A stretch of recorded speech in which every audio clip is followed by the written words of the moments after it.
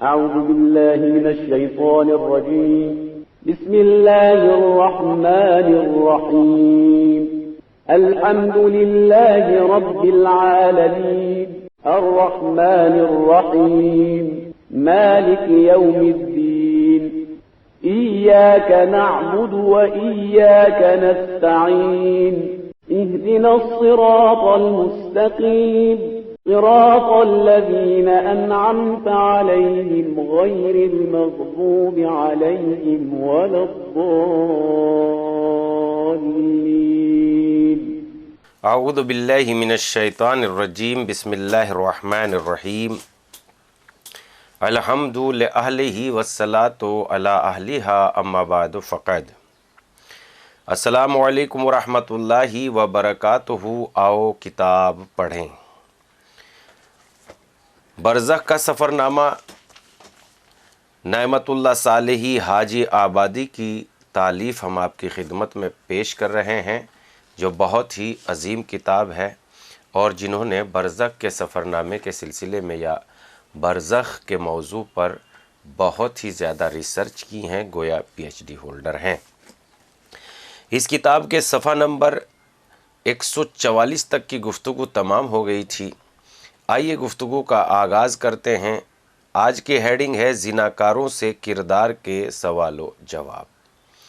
کردار نے کنویں میں موجود ایک شخص سے پوچھا، تم کتنے بے حیا تھے، اب تمہیں اپنے گناہ کا مزہ آ رہا ہے؟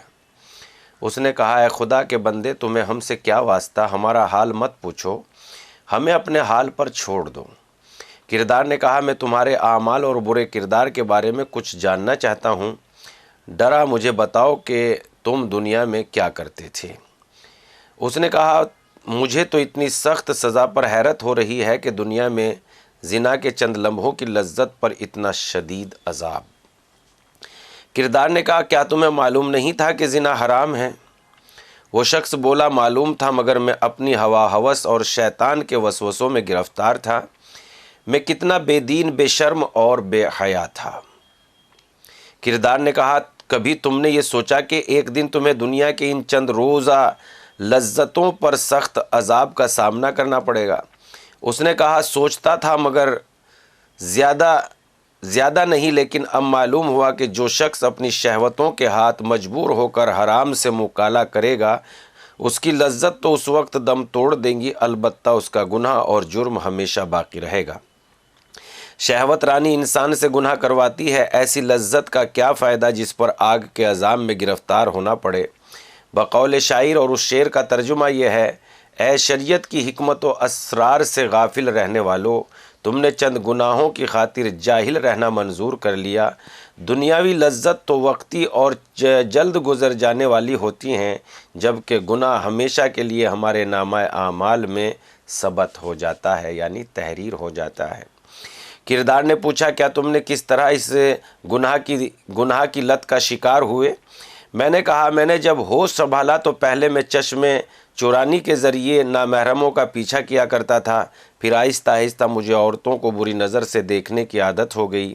میں گلی کوچوں، بازاروں اور سڑکوں پر آتے جاتے چشم چورانی کیا کرتا تھا. کردار نے کہا، تم نے دنیا میں بزرگان دین سے نامحرم عورتوں کو دیکھنے کے نقصانات کے بارے میں کیا نہیں سنا تھا؟ جو شخص بھی اپنی آنکھ کو نامحرم پر نظر ڈالنے سے نہ روکے اور توبہ کے بغیر اس دنیا سے چلا جائے، خداوند تعالیٰ قیامت کے دن اس کی آنکھوں کو آگ سے بھر دے گا. کیا تمہیں نہیں معلوم تھا کہ حضرت کا فرمان ہے، بری نگاہ شیطان کا ایک زہر آلود تیر ہے، ایک بری نظر دائمی غم و حسرت کا باعث بن سکتی ہے. کیا تم نے نہیں سنا تھا کہ آپ صلی اللہ علیہ وسلم نے فرمایا، عورتیں شیطان کا سب سے مضبوط ہتھیار ہیں، یعنی شیطان ان کے ذریعے مردوں کو اپنے جال میں پھنساتا ہے. کیا تم نے دنیا میں کسی سے یہ نہیں سنا تھا کہ حضرت عیسیٰ نے اپنے اصحاب سے فرمایا تھا، نامحرم پر بری نظر ڈالنے سے بچو، کیونکہ یہ نظر انسان کے دل میں شہوت کا بیج بوتی ہے اور یہ اس کی گمراہی کے لیے کافی ہے؟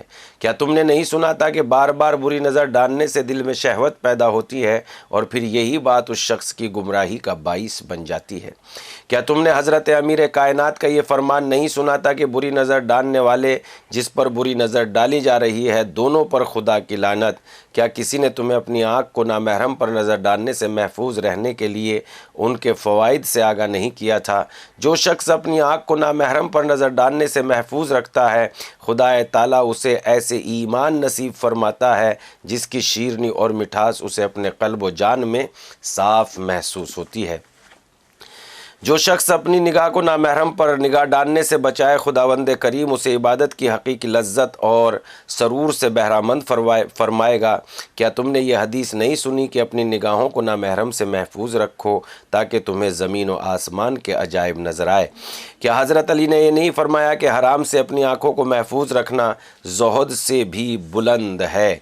नीज़ आप ही का ये इरशाद है कि हराम से चश्म पोशी की फ़जीलत इबादत से ज़्यादा है।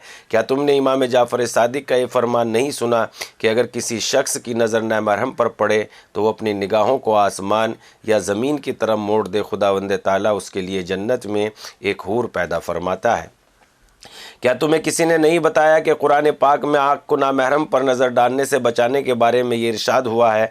ए नबी, मोमिनीन से फरमा दीजिए कि वो अपनी निगाहों को नामहरम पर नज़र डालने से महफूज रखें और अपनी शर्मगाहों को बेहयाई से बचाए रखें।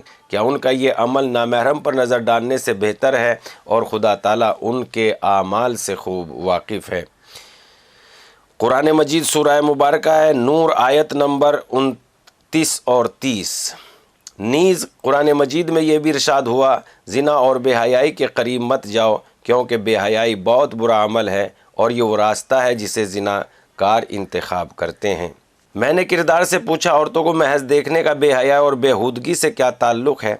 किरदार ने जवाब दिया, देखना हाथ मिलाने का मकसद बनता है और हाथ मिलाना फहाशी और बेहयाई की बुनियाद बनता है। क्या तुम्हें हज़रत की वो हदीस याद नहीं है जिसमें आपने फरमाया, हर वो मर्द जो नामहरम औरत से हाथ मिलाता और हर वो औरत जो नामहरम मर्द से हाथ मिलाती है, उन दोनों को रोज़े क़यामत दस्त बस्ता महशूर किया जाएगा और फिर हुक्म दिया जाएगा कि उन्हें मुंह के बल जहन्नम में डाल दिया जाए। क्या तुम्हें याद पड़ता है कि तुमसे किसी ने कहा हो, ज़िना और बेहयाई तो दर्द की दूर की बात है, तुम औरतों से हाथ मिलाने और मुसाफा करने से भी परहेज़ करो? क्या तुमने पैगंबर इस्लाम का ये फरमान नहीं सुना कि औरतों से हाथ मिलाने वाले शख्स पर खुदा ताला गज़बनाक होता है, और जो शख्स हराम के ज़रिए किसी औरत की गर्दन को अपनी बाहों में लेता है, शैतान उसे आग की जंजीरों से बांध देता है।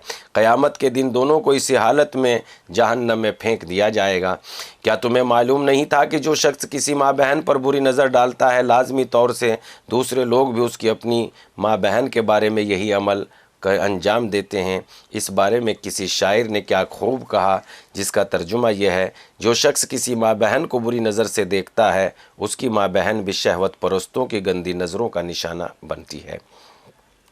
अगर कोई किसी नामहरम औरत का एक बोसा लेता है तो ख़ुद उसकी माँ बहन दूसरों की बाहों में सो जाती है। इस शख्स ने कहा, क्यों नहीं, मैं इस बात को जानता था, लेकिन खुदा की लानत हो उन बेपर्दा औरतों पर जो बनाव सिंगार करके दूसरों की नज़र के सामने आती हैं। ये बेहया औरतें उन लोगों को अपनी जानिब मुतवज्जे करके नौजवानों को दीवाना बना देती हैं और इन्हें राह रास्त से हटाकर बेहयाई पर मजबूर कर देती हैं।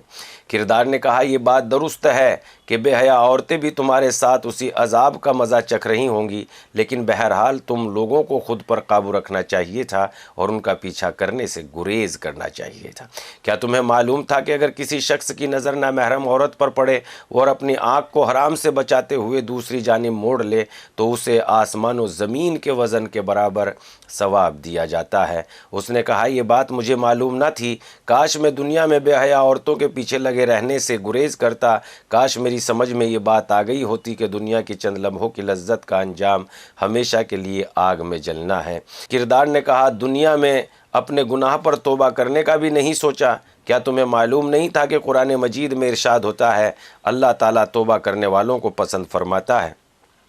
खुदा ताला ने अपने बंदों पर बहुत मेहरबान और निहायत रहम फरमाने वाला है, और उससे भी बढ़कर ये कि खुदा ताला तौबा करने वालों के सिर्फ गुनाह ही नहीं बख्शता बल्कि उनके नामाए आमाल में उन गुनाहों के बजाय नेकियां लिख देता है। अलबत्ता इस शर्त पर कि ये तौबा करने वाले दोबारा गुनाह ना करें और बाकी तमाम ज़िंदगी उनकी गुनाहों से पाक रहे। इसने कहा, अगर सच पूछो तो मैंने कई दफ़ा तौबा की, लेकिन फिर शैतान के फ़रेब में आ जाता, यहाँ तक कि गुनाह की हालत में मेरी मौत वाक़ हो ہو گئی۔ مجھ روسیا کی بدبختی کا آغاز اس وقت ہوا جب میں اس عالم برزخ میں داخل ہوا، اور اب تم مجھے اس آگ میں جلتا دیکھ رہے ہو۔ کردار نے کہا یہ بات درست ہے کہ خدا تعالیٰ مہربان اور اس کے حضور توبہ کا دروازہ ہمیشہ کھلا ہوا ہے۔ بقول شاعر، تم جو بھی ہو میری بارگاہ میں چلے آؤ، تم کافر ہو یا بت پرست تب بھی میری بارگاہ میں چلے آؤ۔ میری بارگاہ میں مایوسی اور نا امیدی کا کوئی گزر نہیں ہے۔ اگر تم نے 100 بار بھی توبہ توڑی ہو تب بھی میری بارگاہ کے دروازے تم پر کھلے ہوئے ہیں۔ کردار نے اپنی باتیں جاری رکھتے ہوئے کہا، کیا دنیا میں حضرت علی کا یہ فرمان نہیں سنا تھا؟ اے انسان، اس بات سے ڈر کہ خدا تعالیٰ تمہیں گناہ کی حالت میں دیکھے اور نیکی کرتے ہوئے نہ دیکھے، کیونکہ اگر وہ ذات تمہیں گناہ کی حالت میں دیکھ لے تو تم نے گھاٹا پانے والوں میں سے ہو جاؤ گے۔ اس طرح آپ نے فرمایا، اگر طاقت رکھتے ہو تو اس طاقت کو خدا کی اطاعت میں خرچ کرو، اور اگر ناتواں ہو گئے تو پھر گناہوں میں ناتواں ہو جاؤ۔ جی ہاں، دنیا میں جب نامحرم عورتیں تمہیں گناہ کی دعوت دیتی تھی، اگر تم خدا کی ذات سے شرم کی وجہ سے اس وقت زنا سے باز آ جاتے تو خداوند تعالیٰ جہنم کی آگ کو تم پر حرام کر دیتا اور تمہیں قیامت کی ہولناکی اور دہشت و وحشت سے امان نصیب فرماتا۔ مسلسل 1 ہفتہ شب و روز اس کنویں میں عذاب سہنے کے بعد اس مقام پر میرے عذاب کا دورانیہ پورا ہو گیا، اور اسی دوران ایک لمحے کے لیے بھی درد و تکلیف میں رہائی نہیں ملی۔ پھر عذاب کے فرشتوں نے آ کر مجھے اس خوفناک جہنم سے نکال کر اس کنویں کے کنارے زمین پر پھینک دیا اور وہاں سے چلے گئے۔ میں اپنے جلے ہوئے زخمی بدن اور بھوک و پیاس کی حالت میں حیران و سرگردہ وہاں پڑا ہوا تھا۔ کچھ ہی دیر بعد کردار آ گیا اور اس نے قہقہا لگانا شروع کر دیا۔ ابھی میرا جسم جلنے کی وجہ سے زخمی تھا اور مجھے بہت شدید درد ہو رہا تھا، لیکن کردار مسلسل ہنسے جا رہا تھا۔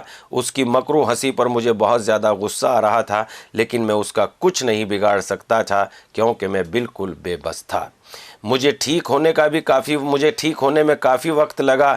کردار ابھی تک ہنسی رہا تھا۔ اس نے چیخ کر مجھ سے کہا، اے غلیظ و بدبودار خبیث، خدا کرے تمہیں بھی اسے کسی دن طرح آگ میں ڈالا جائے۔ تم نے مجھے دھوکہ دیا اور آرام گاہ کہہ کر اس شعلہ ور جہنم میں داخل کر دیا۔ اس نے جواب دیا، اے عاجز و ناتواں، اگر تم میں ذرا بھی عقل و شعور ہوتا تو تمہیں معلوم ہوتا کہ میں بذات خود کچھ نہیں ہوں اور نہ مجھ سے کچھ ہو سکتا ہے۔ یہ تو تم خود ہی تھے جس نے مجھے پیدا کیا، اور پھر میں نے تمہاری اصلی اور دائمی سکونت کی جگہ کا راستہ دکھایا۔ زیادہ پریشان ہونے کی ضرورت نہیں ہے۔ کل جمعرات ہے اور تم اپنے گھر اور اپنے اہل خانہ کے یہاں جا سکتے ہو۔ شاید اس موقع پر تمہیں یاد کر کے تمہارے ایصال ثواب کے لیے سورہ فاتحہ یا چند رکعت نماز پڑھ لیں، یا پھر دوسروں کے لیے کچھ صدقہ یا خیرات کر دیں جس کی وجہ سے تمہارے عذاب میں کچھ کمی ہو جائے۔ یہ بات سن کر میں بہت خوش ہو گیا، کیونکہ گزشتہ جمعرات کو میرے اہل خانہ نے مل کر ایصال ثواب کے لیے سورہ فاتحہ پڑھا تھا، جس پر میرے ہاتھ پاؤں اور گردن میں بندھی زنجیریں کھول دی گئی تھی اور میرے لیے سفر کرنا آسان ہو گیا تھا۔ گفتگو پیج نمبر 144 سے شروع ہو کر گفتگو پیج نمبر 152 تک پہنچ گئی ہے۔ وقت بھی بہت زیادہ ہو گیا ہے، لہذا دیکھیے کیسے کیسے عذاب کا ذائقہ چکھنا پڑے گا، اور واقعاً کتنی بری بات ہے کہ تھوڑی سی دیر کی لذت کے لیے ہمیشہ کی زندگی کو برباد کر لیں۔ اس مادی دنیا کی جتنی بھی لذتیں ہیں وہ تھوڑی دیر کے لیے ہیں۔ اگر بہترین باغ و دولت اور مال و باغیچے موجود ہیں اور بڑی زمینداری موجود ہے تو کتنے دن کے لیے؟ 100 سال کے لیے، 70 سال کے لیے، اور 70 سال میں بھی 30 سال تو وہ نکال دیجئے جس میں انسان عقلی اعتبار سے بالغ اور سمجھدار ہوتا ہے، ورنہ 30 سال سے پہلے تو انسان کو لذت کا بھی نہیں پتہ کہ لذتیں کیا ہوتی ہیں۔ اگر لذتوں کا پتہ بھی ہوتا ہے تو بے شعوری کے عالم میں لذتوں کو بھی خراب کر لیتا ہے۔ اس اعتبار سے ذرا غور کریں کہ دنیاوی لذتیں جو بالکل ناپید ہیں ان کے لیے ہم اپنی آخرت کو کیوں خراب کریں۔ کل سمجھدار نہیں تھے تو آج سمجھدار بن جائیں، آج سمجھدار بھی نہ ہو سکے تو ابھی پلٹ کے جانے کا ارادہ کر لیں۔